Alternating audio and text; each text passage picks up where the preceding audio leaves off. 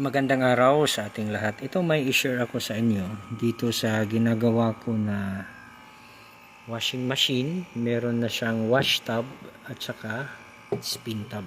Bali, ang problema nito, yung tubig dito sa wash tub ay napupunta dito sa spin tub.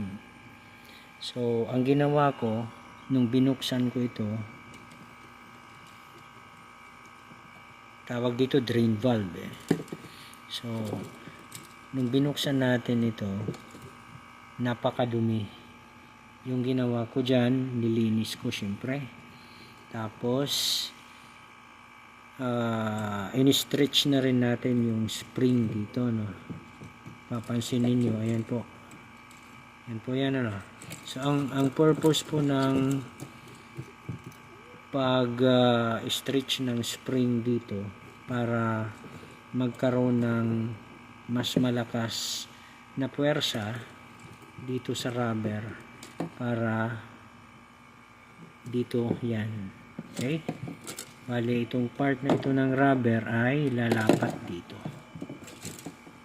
Ganun yun. Okay. Pero nung sinubukan natin, binalik natin ito, ganyan. Yung sinubukan natin,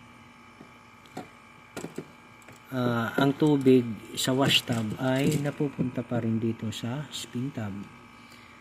So, dito meron lang akong napansin. Marahil ito yung dahilan yan. Yang part na yan. Yun o. Yan. So, kailangan yan tanggalin. Okay?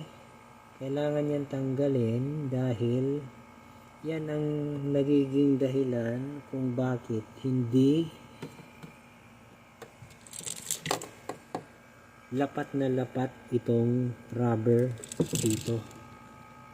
Kaya naglilik pa rin yung tubig mula sa wash tub papunta sa spin tub. So, ang gagawin ko dito, lilinisin ko lang ito. Okay, kailangan malinis yan. So, yung part na yan, kailangan yung maging, yan, pag nalinis niya, ay kagaya na nito.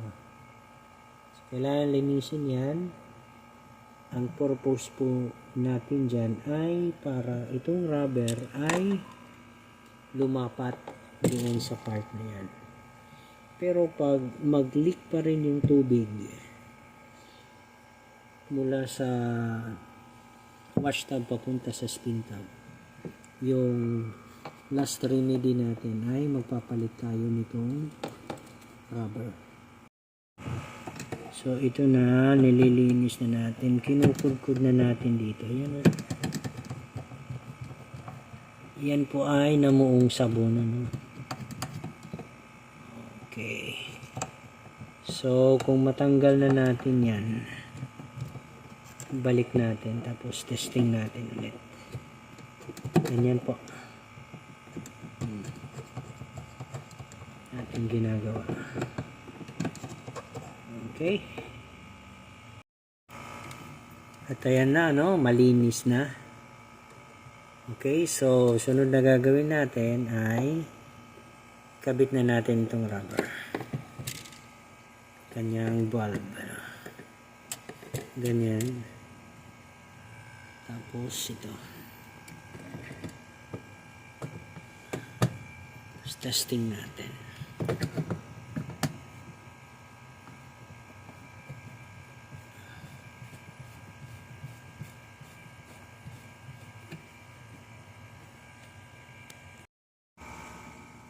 So, bali, testing na natin. Ayan po. Okay. Yung drain hose. Tingnan natin kung may tatagas pa na tubig dyan. Paglagyan natin ito dito ng tubig. Okay. Tapos, yung ating hindi po yan naka-drain. Ano? Okay. So, gawin natin, lagyan natin ito ng tubig, tapos tingnan natin kung mag-drain doon ng tubig. Okay. Ayan. So, lagyan natin ngayon ng tubig.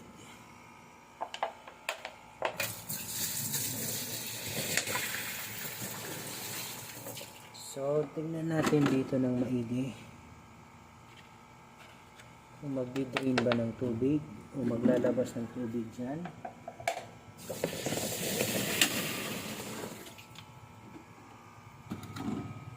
Kasi pag may lalabas dyan na tubig, ibig sabihin magta-transfer pa rin yung tubig doon sa spin tub mula sa wash tub. Ayan o, tingnan natin, wala na yung tagas ng tubig dito.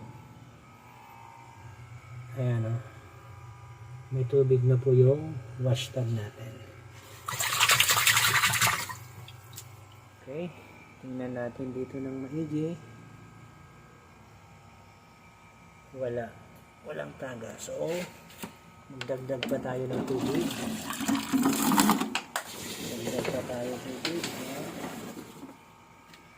Tingnan natin yan kung may tagas ba.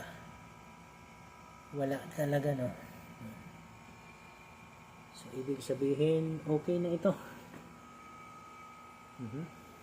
So, gagawin natin, i-ano natin ito. Tingnan natin kung magta-transfer yung tubig dito sa spin tub.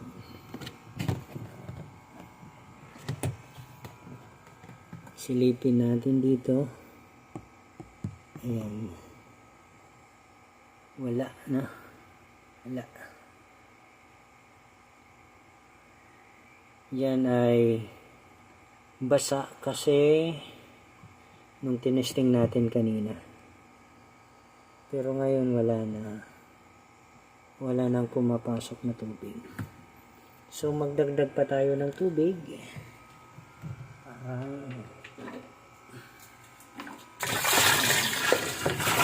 Magdagdag pa natin ng tubig. Okay. Tingnan natin dito sa spin tub kung may papasok ba na tubig. Wala. Okay. Ayan o, wala na talaga. So, ibig sabihin, yun lang ang nagiging dahilan kung bakit tumatagas pa rin yung tubig mula sa wash tub papunta dito sa spin tub. At kung nagustuhan niyo itong video, paki-like and share. Kung hindi ka pa nakapag-subscribe, mari po lamang ay mag-subscribe sa aking channel. Paki-click na rin yung notification bell para updated ka sa mga bagong upload na videos. Hanggang sa muli, maraming salamat po.